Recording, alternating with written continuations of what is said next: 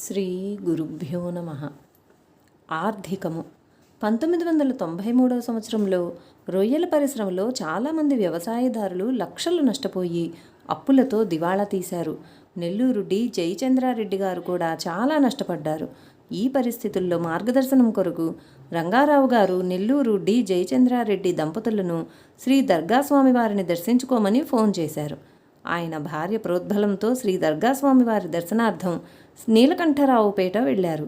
శ్రీ స్వామివారి దర్శనమైనాక వారు జయచంద్రారెడ్డి గారి వైపు చూస్తూ, ఒరే నాయన, నీ గురువు ఇక్కడ కూడా ఉన్నారు లేరా, నీ బాధ ఏమిటో చెప్పుకోరా అన్నారు. ఆయన వారికి పాదాభివందనం చేసి వారి కష్టం చెప్పుకున్నారు. నీవు మరలా అదే పరిశ్రమలో దిగు, బయటపడగలవు అని అన్నారు. జయచంద్రారెడ్డి గారు, నా దగ్గర చిల్లి గవ్వలేదు, 2 లక్షలు పెట్టుబడి ఎక్కడ తేగలను అంటే, అదంతా నాకు తెలియదు, ఈసారి నీ సమస్య తీరుతుంది అని స్వామి నవ్వుతూ, అలా తీరితే నాకేమిస్తావు అని అడిగారు. ఈయన ప్రతిఫలం ఆశించేవాడుగా ఉన్నాడే, సమస్య తీరితే ఏదో ఒకటి ఇస్తాంలే అనుకొని జయచంద్రారెడ్డి గారు వచ్చేశారు. ఆయన తిరిగి రొయ్యల పరిశ్రమలో దిగారు. ఆ తర్వాత 3 నెలల్లోనే ఆయన అప్పులన్నీ తీరి బయటపడ్డారు. వారు 1116 రూపాయలు శ్రీ స్వామివారికి పంపితే ఆశ్రమంలో జరిగే అన్న సంతర్పణకు ఇమ్మన్నారు. ఆ దైవస్వరూపులైన మహనీయులు తమ ఒక్క దర్శనముతో, వారి అమృత వాక్కుతో జయచంద్రారెడ్డి గారిని బాధాకరమైన పరిస్థితి నుండి బయటపడేశారు. సురేంద్ర గారి తమ్ముడు స్వామి సలహా మీద రొయ్యల వ్యాపారంలో దిగాడు. ఆ సంవత్సరం చాలామంది రొయ్యల వ్యాపారులు నష్టాలతో దాదాపు దివాళా తీసిన పరిస్థితి వచ్చింది. సురేంద్ర గారి తమ్ముడికి మాత్రం ఏ ఇబ్బంది నష్టమూ కలగలేదు. స్వామి చెప్పినట్లు వచ్చిన రాబడిలో కొంత దాన ధర్మాలు చేస్తున్నాడు. సురేంద్ర గారు ఒక స్థలం చూసి కొందామనుకుని స్వామిని అడిగితే, అది రిజిస్టర్ అవ్వదు, లీజుకు తీసుకోమన్నారు. ఎందుకు రిజిస్టర్ అవ్వదు అని అనుమానంతో విచారిస్తే, ఆ స్థలం మాఫీ చేయబడి ఉందని, దాన్ని రిజిస్టర్ చేయటానికి లేదని తెలుసుకొని స్వామి చెప్పినట్లు లీజుకు తీసుకున్నారు. రాయచోటి నటరాజు గారు 20 సంవత్సరములుగా బట్టల అంగడి నడుపుతున్నారు. వ్యాపారం అంతంత మాత్రంగా జరుగుతుండేది. ఒకరోజు స్వామి అమ్మయ్యలు రాయచోటికి వచ్చినప్పుడు వారి అంగడికి వెళ్ళారు. ఆయన అడగకుండానే స్వామి, ఈ బట్టల అంగడి అమ్మివేయి, నీకిది కలిసి రాదు అని చెప్పారు. అలా చెప్పిన తర్వాత కూడా 3 సంవత్సరాలు బట్టల అంగడి మీద వ్యామోహంతో అదే వ్యాపారం చేశారు. స్వామి చెప్పిన విధంగా ఆ వ్యాపారం ఏ మాత్రం కలిసి రాలేదు. తర్వాత ఆయన ఆ బట్టల అంగడి అమ్మేసి రియల్ ఎస్టేట్ వ్యాపారం ప్రారంభించారు. వ్యాపారం బాగా కలిసి వచ్చింది. శేఖర్ రాజు గారు బెంగుళూరు BTM సాయి మందిర కార్యవర్గ సభ్యులు. వారి అబ్బాయికి కొంతకాలంగా వ్యాపారంలో మంచి ఫలితాలు రావడం లేదని స్వామికి చెప్పుకున్నారు. స్వామి 2010 మార్చి తరువాత మెరుగవుతుంది అని చెప్పారు. అదే ప్రకారంగా మార్చి 12, 2010 నుండి మార్పు వచ్చి వ్యాపారంలో అభివృద్ధి జరిగింది. ఆయన కుమారుడు స్వామి దగ్గరికి వెళ్ళి కృతజ్ఞతగా, స్వామి, మీరు చెప్పినట్లు నా వ్యాపారంలో మంచి మార్పు వచ్చింది అని చెప్పగా, వెంటనే స్వామి, నేను చెప్పలేదు, నా గురువుగారు చెప్పారు అని అన్నారు. నిజమైన సత్పురుషుల లక్షణం ఇది. స్వామి అతన్ని, నీ ఇష్టదైవం ఎవరు అని అడిగారు. అతను సుబ్రహ్మణ్య స్వామి అని చెప్పినాక స్వామి అతనికి సుబ్రహ్మణ్య స్వామి బీజాక్షరాన్ని ఉపదేశించి, నిరంతరం స్మరణ చెయ్యి, భగవంతుని ఆశీస్సులు ఉంటాయి అని చెప్పారు. వివాహం. సామాన్యంగా ఎవరైనా భక్తులు వివాహ ప్రస్తావనతో వస్తే ఎక్కడైనా సంబంధాలు చూశారా, అమ్మాయి అబ్బాయి చూసుకున్నారా, ఒకరినొకరు ఇష్టపడ్డారా అని స్వామి అడిగేవారు. వివాహ సమయంలో ఇవి చేయవలసిన కనీస మానవ ప్రయత్నం. దీని తర్వాత మిగిలిన కార్యం సవ్యంగా జరగాలని స్వామి ఆశీస్సుల కొరకు ప్రార్థిస్తే ఆయన సంతోషించి ఆశీర్వదించేవారు. 1993 సంవత్సరంలో ఛాయగారి చెల్లెలు వివాహం చేయాలని పెద్దలు ప్రయత్నించారు. ఈ సందర్భంలో ఆమె స్వామి ఆమోదించి ఖాయం చేసిన సంబంధం చేసుకుంటానని నిర్ణయించుకుంది. ఈ విధంగా ఒక సంబంధం గురించి స్వామికి చెప్పగా, అమ్మా, అబ్బాయి ఇప్పుడు పెద్ద స్థితిమంతుడు కాదు, కానీ జీవితంలో నీకేమీ లోటు రాదు అని ఆశీర్వదించి ఆ సంబంధం ఖాయం చేశారు.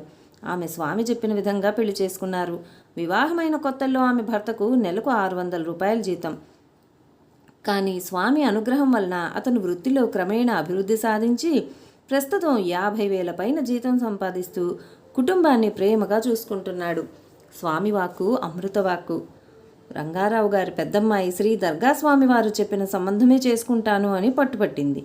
తర్వాత వరుడు పెండ్లి చూపుల సందర్భంలో ఆ అమ్మాయిని షిరిడీ హారతులు 4 వచ్చునా అని అడగగా, ఆ అమ్మాయి తనకి 1 వచ్చునని సమాధానం చెప్పింది. తర్వాత వారు అడిగిన కట్నం ఇచ్చి పెండ్లి చేయటం కష్టం అని రంగారావు గారు సందేహించారు.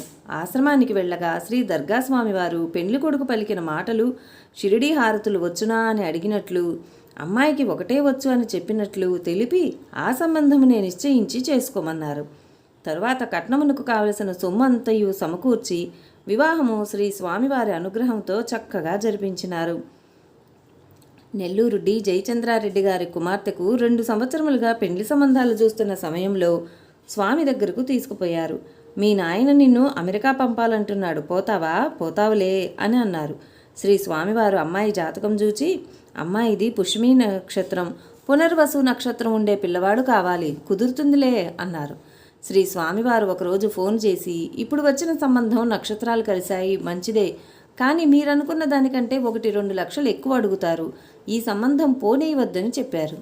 29/9/2000 నిశ్చితార్థం, 11/10/2000 వివాహం, 31/10/2000 దంపతులు అమెరికా పోవడం దాదాపు 1 నెలలో జరిగినాయి. అమెరికాలోనే అబ్బాయి ఉద్యోగం చేయడం జరిగింది. వారి మాట వేదవాక్కు. ఆరోగ్యం. భరించలేని వ్యాధులతో బాధపడుతూ శ్రీ స్వామివారిని ప్రార్థించినప్పుడు అట్టివారి బాధను శ్రీ స్వామివారు తన శరీరంపైకి తీసుకొని తానే అనుభవించి ఆ భక్తుని బాధ తీర్చేవారు. స్వామివారికి ఎదుట నిలబడిన వారి కష్టాలను, అనారోగ్యాలను తమలోనికి తీసుకునే వరాన్ని వారి గురువులు ఇచ్చారు. తమ శరీరాన్ని సాధనంగా వినియోగించి స్వామివారు ఎంతోమందికి ఆరోగ్యం చేకూర్చినారు. ఎవరైనా ఆరోగ్య విషయమై అడిగినప్పుడు సాధారణంగా రక్త మూత్ర పరీక్షలు చేయించుకుని డాక్టర్కు చూపించుకుని ఆయన ఇచ్చిన మందులు మింగమనేవారు. ఇక్కడ ఒక సందేహం కలగవచ్చు. పై చెప్పినవన్నీ చేస్తే స్వామిని అడగవలసిన అవసరం ఏముంది? స్వామిని అడిగి ఆయన మాట ప్రకారం నడుచుకున్నప్పుడు మనకు ఆయన వాక్కు మీద గురి ఉన్నదని తెలుస్తుంది. స్వామి ఆశీస్సులు తీసుకుని ఆ పని చేసిన వారి అనుభవం వేరు. కొన్ని సందర్భాల్లో అడిగిన వారి శరీరంలో ఉన్న రుగ్మతలు వైద్య పరీక్షలు చేయించుకోకముందే ఖచ్చితంగా చెప్పేవారు. కావలి శ్రీ సూర్యప్రకాశరావు గారు తరచూ కుటుంబ సమేతంగా దర్గాకు పోయి శ్రీ స్వామి దంపతుల ఆశీస్సులు పొంది వచ్చేవారు. వారు ఎప్పుడు ఏది ఇచ్చినా స్వీకరించక, మీరు తింటే నేను తిన్నట్లే, మీరు తినవన్నీ నా పొట్టలో ఉన్నాయి, కాబట్టి ఇవన్నీ అందరికీ పంచి మీరు తినండి అనేవారు. అంతేగాక వారు క్యారియర్ మూతదీకముందే అవేమిటో చెప్పేవారు. ఆ విధంగా వారి సర్వజ్ఞత్వం వెల్లడయ్యేది. 1996 ఆగస్టులో సూర్యప్రకాశరావు గారికి మలేరియా వ్యాధి వచ్చింది. 21 రోజులకు కూడా తిరుగుముఖం పట్టలేదు. మందులు ఎక్కువగా వాడవలసి రావడంతో భరించలేని బాధగా ఉండేది. రోసోచిన్ మాత్రలు వేసుకున్నప్పుడు ఆయన కడుపులో అగ్నిగోళాలు తిరిగినంత మంటగా ఉండేది. 26వ తేదీ సాయంకాలం ఆ బాధ భరించలేక ఆయన మానసికంగా శ్రీ స్వామివారితో ఇలా చెప్పుకున్నారు. మేము మీ దగ్గరకు వచ్చినప్పుడల్లా మేము తింటున్నవన్నీ మీలోకి చేరుతున్నట్లు చెప్పారు కదా, ఇప్పుడు నేను మింగుతున్న రోసోచిన్ మాత్రలు కూడా మీ పొట్టలోకి చేరుతున్నాయా? చేరితే వాటి ప్రభావం మీ మీద చూపటం లేదా? నా ప్రారంధం కొద్దీ నేను అనుభవిస్తున్న ఈ బాధను మీరు కూడా అనుభవించి తగ్గించవచ్చు కదా అని అనుకుని కళ్ళు మూసుకున్నారు. 10 నిమిషాల్లో ఒళ్ళంతా చెమట పోసి జ్వరం పూర్తిగా తగ్గిపోయింది. దాని తర్వాత ఇక జ్వరం రాలేదు. 1 వారం తర్వాత కావలికి శ్రీ స్వామివారిని ఆహ్వానించేందుకు మిత్రులతో కలిసి సూర్యప్రకాశరావు గారు నీలకంఠరావు పేటకు వెళ్ళారు. ఆయనకి జ్వరం వచ్చిన విషయం శ్రీ స్వామివారికి చెప్పబోతుంటే స్వామి కృష్ణారెడ్డి గారిని పిలిచి క్రితం వారం జరిగిన సంగతి చెప్పమన్నారు. కృష్ణారెడ్డి గారు ఇలా చెప్పారు. పోయిన వారం శ్రీ స్వామివారికి అమ్మయ్య గారికి జ్వరం తీవ్రంగా వచ్చింది.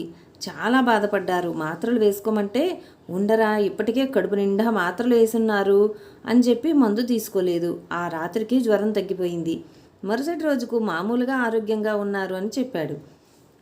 చిత్రమేమంటే సూర్యప్రకాశరావు గారికి జ్వరం తగ్గిన సమయంలోనే శ్రీ స్వామివారు అమ్మయ్య గారు జ్వరాన పడ్డారు.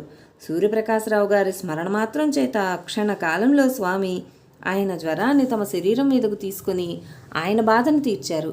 సాయి అష్టోత్తరంలో స్మరణమాత్ర సంతుష్టాయ నమః అనే నామం ఈ సందర్భంగా రూఢి అవుతుంది. ఎంతో దూరంలో ఉన్న నా ప్రార్థన విన్నారంటే వారు సర్వవ్యాపకులై ఉండాలి. నా జబ్బును తన శరీరంపైకి తీసుకున్నారంటే సర్వసమర్థులని అర్థం. హైదరాబాద్ నుండి శ్రీ పెసల సుబ్రహ్మయ్య గారి మిత్రుని అనుభవం. ఒకసారి నా భార్య ఆరోగ్య విషయం అడగాలని దర్గా స్వామివారి దర్శనార్థం వెళ్ళాను. నేను వారికి నమస్కారం చేయగానే తమ ఎడమ చేత్తో కుడి చేతి జబ్బ మీద కొట్టుకుంటున్నారు. నేను నా భార్య ఆరోగ్య విషయమే వారికి చెప్పనేలేదు. నేను మాట్లాడకముందే వారన్నారు, నేను నీ భార్యకు నొప్పి ఉండే చోట కొడుతున్నాను, తగ్గిపోతుందిలే అన్నారు. నేను నోరు తెరిచి అడగకముందే స్వామివారు విషయాన్ని గ్రహించి అనుగ్రహించినారు. అనతి కాలంలో నా భార్య నొప్పి నుండి విముక్తి పొందింది. వారు సర్వజ్ఞులని, సర్వసమర్థులని ఈ అనుభవం ద్వారా నిస్సందేహంగా తెలుసుకున్నాను. దమ్మపేట నుండి ముత్తా సత్యనారాయణ గారి అబ్బాయి పుల్లారావుకు కాలు మీద పుండు వచ్చి నీరు చీము పట్టాయి. 2022లో 30,000 రూపాయల ఖర్చుతో ఆపరేషన్ చేయించినా తగ్గలేదు. ప్రతి నెల విజయవాడ ఆసుపత్రిలో రెగ్యులర్గా చెకప్ చేయిస్తున్నారు. ప్రతి నెల 1000 రూపాయలు ఖర్చు పెట్టినా వ్యాధి తగ్గలేదు. దర్గాస్వామి భక్తుడు మోహన్ గారు వారితో స్వామి ఫోటో పెట్టుకొని ప్రతిరోజు ప్రదక్షిణలు చేయండి, వ్యాధి తగ్గాక స్వామి దర్శనానికి వెళ్ళమని చెప్పారు. ప్రదక్షిణలు 4-5 రోజులు చేసేసరికి బాధ, వాపు చాలా వరకు తగ్గిపోయాయి. 2 మాసాల పాటు ప్రదక్షిణలు చేసిన తర్వాత స్వామి దర్శనానికి వెళ్ళారు. ఏమిటి నీ బాధ అని స్వామివారు అడిగారు. మీ ఫోటో పెట్టి ప్రదక్షిణలు చేయడం మొదలుపెట్టిన తర్వాత బాధ తగ్గింది. ఇప్పుడు కొంచెం వాపు ఉంది, అది కూడా తగ్గిస్తారని మీ దగ్గరకు వచ్చామని సత్యనారాయణ గారు చెప్పారు. స్వామి పుల్లారావు కాలు చూసి ఇంతకుముందు ఆపరేషన్ చేయించారు, అది సక్సెస్ కాలేదు, మళ్ళీ ఆపరేషన్ చేయాలి అని అన్నారు. ఇంతకుముందే 30,000 రూపాయలు ఖర్చు అయింది, మరలా అంత ఖర్చు పెట్టలేమని ముగ్గురు, తల్లి, తండ్రి, పిల్లవాడు కాళ్ళ మీద పడి ఏడ్చారు. ఈ రోజు రాత్రి దర్గాల దగ్గర నిద్ర చేయండి, రేపు చూస్తాము అని స్వామి అన్నారు. తర్వాత రోజు సత్యనారాయణ గారితో మీ అబ్బాయికి వ్యాధి తీసేశాను, ఆపరేషన్ అవసరం లేదు, హైదరాబాద్లో నిమ్స్ హాస్పిటల్కి వెళ్ళి డాక్టర్ ఇచ్చే అపాయింట్మెంట్ రాయమని చెప్పారు. 20 రోజుల తర్వాత నిమ్స్లో చెకప్ చేయిస్తే ఆపరేషన్ చేయాలి, 20,000 రూపాయలు తీసుకురమ్మని చెప్పి 10 రోజులు ఉండేటట్లుగా రమ్మన్నారు. ఈ విషయం మోహన్ గారికి చెప్పి స్వామిని అడగమని చెప్పారు. ఆ విషయం చెబితే స్వామివారు అక్కడ ఏముందని ఆపరేషన్ చేస్తారు, ఆపరేషన్ అవసరం లేదు, వాళ్లే తర్వాత ఆశ్రమానికి వస్తారు అని చెప్పారు. మోహన్ గారు స్వామి చెప్పిన మాటలు చెప్పి మీరు భయపడవలసిన అవసరం లేదు, డబ్బులు తీసుకుని వెళ్ళండి, ఆ పైన స్వామి చూసుకుంటారు అని చెప్పారు. హైదరాబాద్ ఆసుపత్రిలో అడ్మిట్ చేసిన తర్వాత ఆపరేషన్ థియేటర్లో స్వామి ఫోటో పెట్టి సర్వబాధ్యతలు నీవేనని చెప్పి ఏడ్చారు. డాక్టర్లు పరీక్ష చేసి జబ్బు లేదు, అందువలన ఒక రోజుండి అవసరమైతే రేపు చూసి ఆపరేషన్ చేద్దాము అన్నారు. ఆ తర్వాత రోజు కూడా ఆ వ్యాధి లక్షణాలు కనబడలేదు. తర్వాత కేరళ డాక్టర్ను కూడా పిలిపించి చూపించారు. ఆయన పరీక్ష చేసి ఏమీ లేదు, ఆపరేషన్ అక్కర్లేదు అన్నారు. అపాయింట్మెంటు, మాత్రలు ఇచ్చి పంపారు. ఇంటికి తిరిగి వచ్చిన తర్వాత విజయదశమికి కృతజ్ఞతలు తెలుపుకోవడానికి దర్గాస్వామి దర్శనానికి వెళ్ళారు. స్వామి వీరిని చూచి ఒరేయ్ సత్తి, ఏముందని ఆపరేషన్ చేస్తాడ్రా డాక్టరు అని ఆ సంగతంతా భక్తులకు చెప్పి అంతా దైవలీల అని, పరమాత్మలీల అని చెప్పారు. సిద్ధేశ్వరం గారు కడప జిల్లా లక్కిరెడ్డిపల్లెలో ఉపాధ్యాయుడుగా పనిచేస్తున్నారు. 2000వ సంవత్సరంలో వారి పెద్దబ్బాయి శశిధర్కు 10 సంవత్సరాల పిల్లవాడు. మోకాళ్ల క్రింద పిక్కల్లో నొప్పులు వచ్చి నిలబడలేక నడవలేకపోయేవాడు. పద్మాసనంలో కూర్చోలేడు, కాళ్ళు ఎడంగా పెట్టుకొని కూర్చోవాలి లేదా పడుకోవాలి. కర్నూలు, తిరుపతి, స్విమ్స్, హైదరాబాద్ నిమ్స్ ఆసుపత్రుల్లో చూపిస్తే అన్ని చోట్ల రిపోర్టుల్లో ఏమీ కారణం కనబడలేదు. 40,000 రూపాయల దాకా ఖర్చయింది. పిల్లవాడికి నొప్పులు అలానే ఉన్నాయి.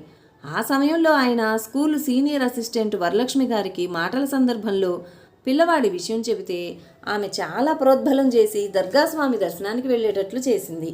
సిద్ధేశ్వరం గారు పిల్లవాడిని తీసుకుని ఆశ్రమానికి వెళ్లే సమయానికి స్వామి దర్గాల దగ్గర దీపాలు పెడుతున్నారు.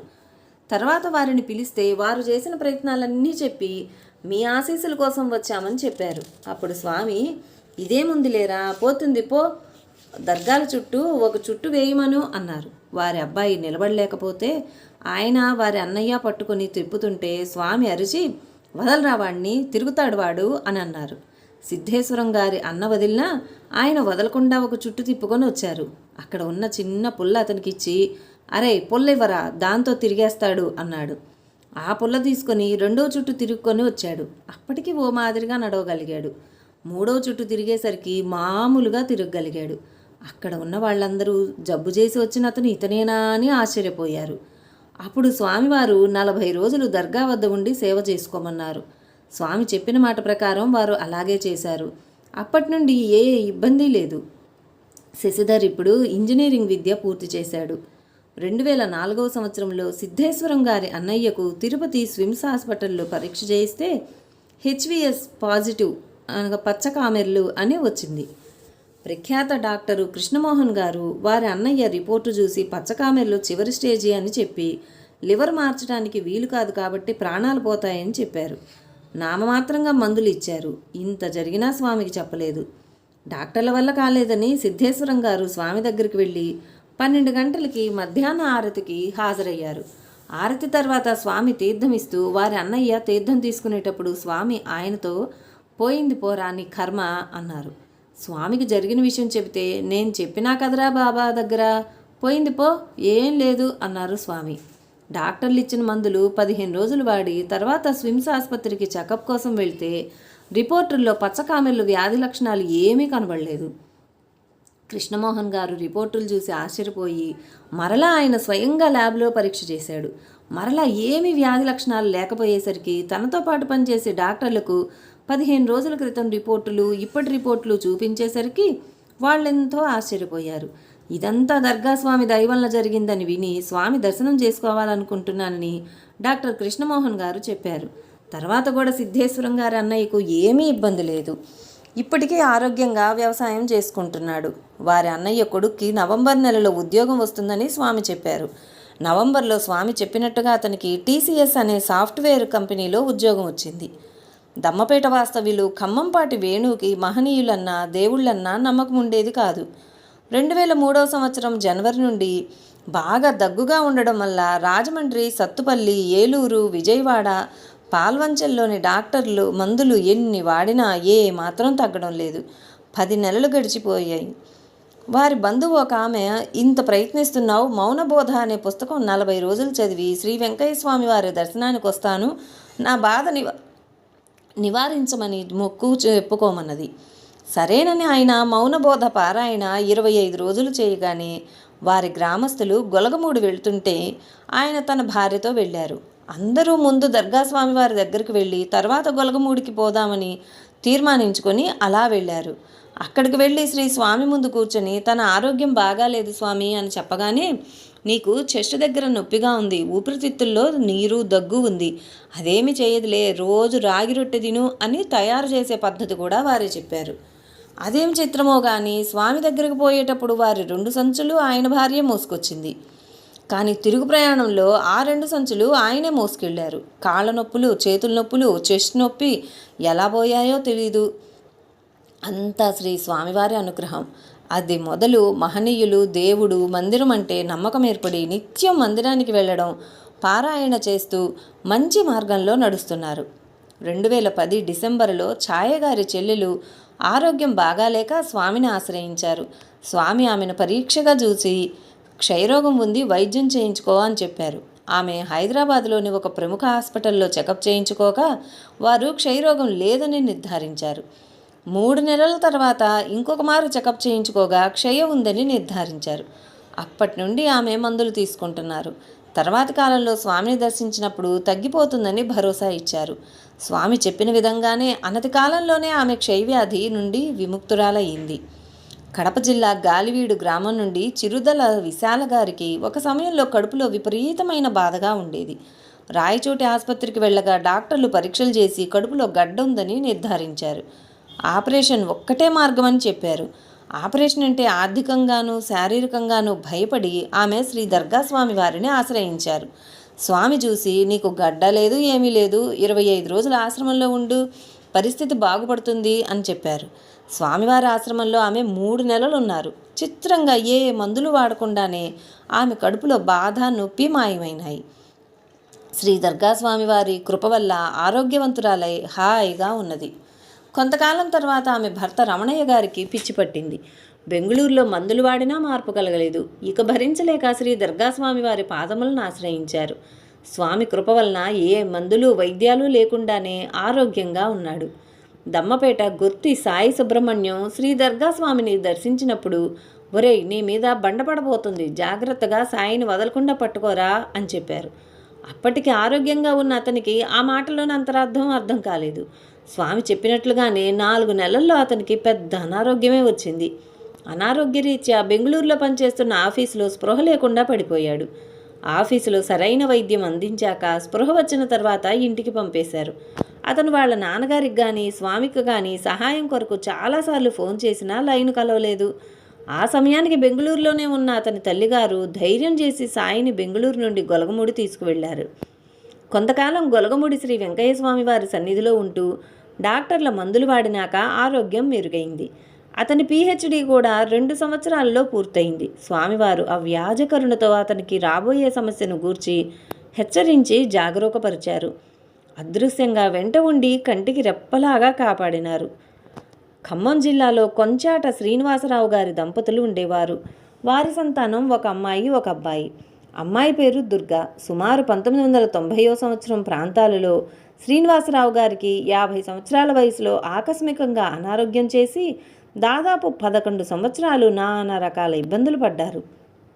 మొదట వారికి మోకాలు పాదము పట్టేసి వాచినాయి. రాజమండ్రిలో వైద్యులను సంప్రదించి వైద్యం చేయించుకున్నారు. ఎంత వ్యయ ప్రయాసలకు ఓర్చినా సమస్యకు 10% ఉపశమనం కూడా కలగలేదు. తర్వాత ఏలూరులో వైద్యుల వద్ద 3 సంవత్సరాల మందులు తీసుకున్నారు. అయినా ఆరోగ్యం ఏమాత్రం మెరుగుపడలేదు. వచ్చిన పరిస్థితిని ఓర్పుగా అనుభవిస్తూ దమ్మపేట వైద్యుల వద్ద చూపించుకున్నారు. చివరకు పరిస్థితి విషమించి శ్రీనివాసరావు గారిని ఆసుపత్రిలో చేర్పించారు. ఆయనకు రక్తము, సెలైన్లను కూడా ఎక్కించారు. ఇంతకాలం వైద్యం చేయించడం వల్ల ఖర్చులతో ఆర్థికంగా కూడా చితికిపోయారు. ఈ పరిస్థితిలో దర్గాస్వామి గురించి తెలిసి ఫోన్ చేసి కష్టాలను చెప్పుకున్నారు. స్వామి, సాయినాథుడు మీ అండ ఉన్నారు, పర్వాలేదు, తగ్గిపోతుంది, ఏం కంగారు పడకండి అని ధైర్యవచనాలు చెప్పారు. మరునాటి ఉదయం 10 గంటలకు దర్గాస్వామి వారికి ఫోన్ చేసి జ్వరంగా తీవ్రంగా ఉందని తెలపగా స్వామి డాక్టర్ వద్ద చూపించి హోమియోపతి మందు తీసుకోమన్నారు. శ్రీనివాసరావు గారి భార్య ఆర్ద్రంగా, స్వామి నాకేం వద్దు, సిరి సంపదలు ధనధాన్యాలు వద్దు, ఆయన ఆరోగ్యం బాగుంటే చాలు, మీ ఆశీస్సులు కావాలి. ఆయన మోకాళ్ళు, కీళ్ల నొప్పులు చాలా సంవత్సరాల నుండి తగ్గలేదు, ఊపిరితిత్తుల్లో రాళ్ళు ఉన్నాయట, కీళ్లు అరిగాయి, ఈ పరిస్థితిలో మీరే మాకు దిక్కు అని చెప్పుకున్నారు. స్వామి, హోమియోపతి మాత్రం ఒక్కటివే చాలు, తగ్గిపోతుంది, రాళ్ళు లేవు, ఏమీ లేవు. నేను చెబుతున్నాను కదమ్మా పిచ్చి తల్లి, ఎందుకు ఏడుస్తావు? ఏమీ కాదు, సాయినాథుడు నీ అండన ఉన్నాడు, ఆయన్ను గట్టిగా పట్టుకో అని భరోసాగా చెప్పారు. స్వామి ఓదార్చిన విధానం, ఆయన ప్రేమపూర్వకమైన వాత్సల్యపూరితమైన లాలనకు ఆమె ఎంతో ఊరటపడ్డారు. స్వామి కన్న తండ్రిలాగా మాట్లాడారు. ఆనాటి ఉదయం 11 గంటలకు కొంచెం జ్వరం తగ్గింది. 12 గంటలకు గ్లూకోజు, నీళ్లు, రొట్టె ఇచ్చారు. అవి తీసుకొని చలితో రగ్గు కప్పుకొని సాయంత్రం 6 గంటల వరకు పడుకున్నారు. 6 గంటలకు వారే లేచి ఆశ్చర్యంతో, ఇదేంటి, నా కీళ్ల నొప్పులు ఏమీ లేవు, ఏమయ్యాయి, జ్వరం తగ్గిపోయింది అని ఎంతో ఆనందంగా చెప్పారు. వారి కాళ్ళు చేతులు ఆ స్థితిలో ఏ వాపు నొప్పి లేకుండా ఉండడం 11 సంవత్సరాల తర్వాత మళ్ళీ ఇదే మొదటిసారి. ఆ రోజు సాయంత్రం నుండి పాలు, కాఫీ, అన్ని రకాల కూరలు తీసుకోవడం మొదలుపెట్టారు. అప్పటి నుండి పూర్తి స్వస్థులైనారు. కొంచెం బలహీనంగా ఉండటం తప్ప ఏ విధమైన వాపులు, నొప్పులు, బాధలు లేవు. ఈ విధంగా శ్రీనివాసరావు గారి కుటుంబం స్వామివారికి సమర్పణ చేసి మనస్ఫూర్తిగా ప్రార్థన చేయటం వలన స్వామివారు ఎన్నో సంవత్సరాలుగా అనుభవిస్తున్న అనారోగ్యాన్ని తొలగించినారు. వారు శ్రద్ధాభక్తులతో స్వామి చెప్పినట్లు నడుచుకోవటం వలన నాటకీయంగా అనారోగ్యం నుండి బయటపడ్డారు. మునగా బాలసుబ్రహ్మణ్యం గారి 8 సంవత్సరాల పిల్లవాడికి ఫిట్స్ వచ్చాయి. స్వామికి చెబితే అదేమి చెయ్యడు అన్నారు. తర్వాత డాక్టర్ దగ్గరికి తీసుకువెళ్తే మెదడులో సిస్టు ఉందని చెప్పారు. స్వామికి చెబితే అదేమీ పోలేదు, పోతుంది అన్నారు. నెల రోజుల తర్వాత డాక్టర్లు పరీక్ష చేసి సిస్టు కానీ మరే ప్రాబ్లం కానీ లేదు అని చెప్పారు. ఖమ్మం జిల్లా దమ్మపేట వాస్తవ్యులు తొండేరపురాజు గారి ఒకప్పుడు కరెంటు పని చేస్తూ కరెంటు స్తంభం నుండి గోతిలో పడ్డారు. అప్పుడు వచ్చిన నడుము నొప్పి కాలం గడిచినా తగ్గలేదు. పని చేసినా పడుకున్నా విపరీతమైన నొప్పి వచ్చేది. ఒకరోజు శ్రీ స్వామివారికి విన్నవించారు. శ్రీ స్వామివారు తన దండంతో మెడ నుండి నడుము వరకు తాకి ఆయన వీపును దండంతో తట్టారు. ఆనాటి తర్వాత మరలా నడుము నొప్పి రాలేదు. ఎంత పని చేసినా బరువులు పట్టినా నొప్పి లేదు. నెల్లూరు డాక్టర్ శ్రీధర్ రెడ్డి గారి అబ్బాయికి మెదడుకి సంబంధించిన వ్యాధితో పాటు చర్మ వ్యాధి కూడా వచ్చింది. డాక్టర్లకు చూపించినా వ్యాధి నయం కాలేదు. స్వామికి చెబితే పిల్లవాడికి 12.5 సంవత్సరాలకు తగ్గుతుంది అని చెప్పారు. అలానే వారి అబ్బాయికి 12.5 సంవత్సరాలకు 2 వ్యాధులు పోయి ఇప్పుడు ఆరోగ్యంగా ఉన్నాడు. ఏలూరు వాస్తవ్యులు చెన్నా దివ్యమోహన్ రావు గారికి 1978 సంవత్సరంలో ఒక ఆపరేషన్ జరిగింది. ఆ రోజు స్వామివారు ఆయనకు కలలో దర్శనమిచ్చి తమ చేతిలోని బెత్తంతో ఆపరేషన్ జరిగిన చోట రుద్దినట్లు అనిపించింది. అప్పటి నుండి ఆయనకు ఆపరేషన్ తర్వాత ఏ మాత్రం నొప్పి లేకుండా నయమైంది. జీవితంలో కూడా ఏ సమస్య వచ్చినా స్వామివారిని స్మరించుకొని ప్రార్థిస్తే ఇట్లే పరిష్కారం అయ్యేవి. గురుగీతలో పెద్దలు ఈ విధంగా చెప్పినారు: ధ్యానమూలం గురోర్మూర్తి, పూజామూలం గురో పదం, మంత్రమూలం గురోర్వాక్యం, మోక్షమూలం గురో కృపా. గురువు ముఖం నుండి వెలువడిన వాక్యమును అత్యంత శ్రద్ధాభక్తులతో గ్రహించి ఆచరించిన వారికి శ్రేయస్సు కలుగుతుంది. పై 6 విషయాలలో మార్గదర్శనం కొరకు స్వామిని అడిగినాక ఆయన చెప్పిన మాట ప్రకారం నడుచుకోవటం ఉత్తమం. కొన్ని సందర్భాలలో కొంతమంది ఆకతాయిగా వచ్చి స్వామిని ఆట పట్టించాలనే ఉద్దేశంతో ప్రవర్తించిన సంఘటనలు కూడా ఉన్నాయి. అటువంటి వారిని స్వామి ఎప్పుడూ శిక్షించలేదు, కానీ మౌనంగా ఉండేవారు. తర్వాతి కాలంలో అటువంటి వారు చాలా ఇబ్బందులు పడ్డారు. శ్రీ సమర్థ సద్గురు దర్బార్ సాయినాథ్ మహారాజ్ కీ జై. గురుదేవ దత్తకు జై.